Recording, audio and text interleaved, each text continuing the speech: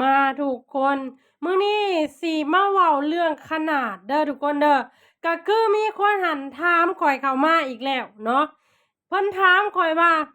ขนาดนี่มีผลบ่ในการมีเพศสัมพันธ์เพิ่นว่าเนาะก็คือข้อยสิมาตอบทุกคนขนาดนี่มีผลเด้อเนาะขนาดนี่มีผลถ้าว่าขนาด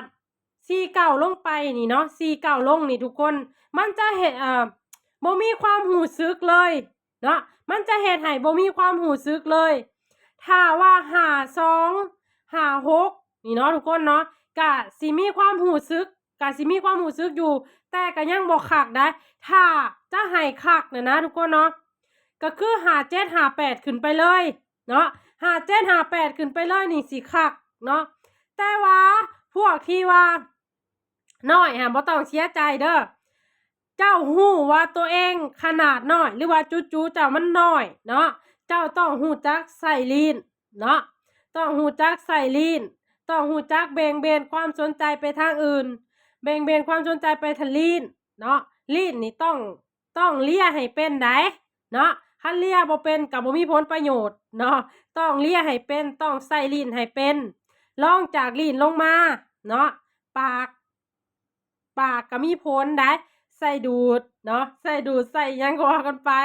ปากเนาะรองจากปากลงมานิ้วเนาะ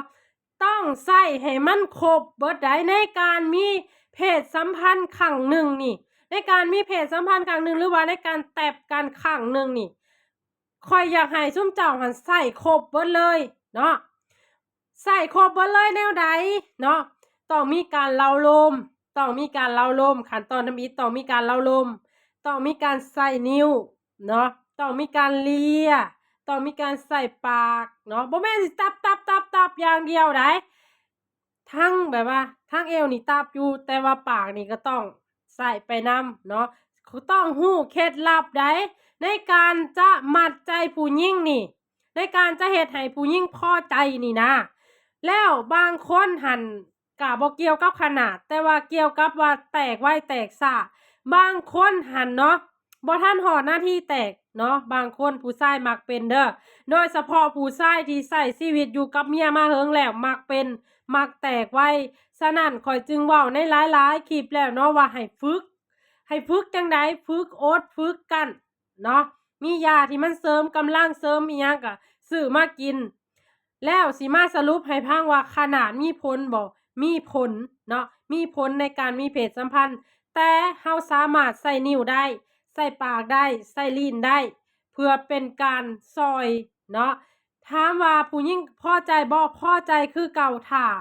มันเฮ็ดให้เฮาแตกได้มันเฮ็ดให้ผู้หญิงแตกได้ผู้หญิงจะพอใจคือเก่าเนาะ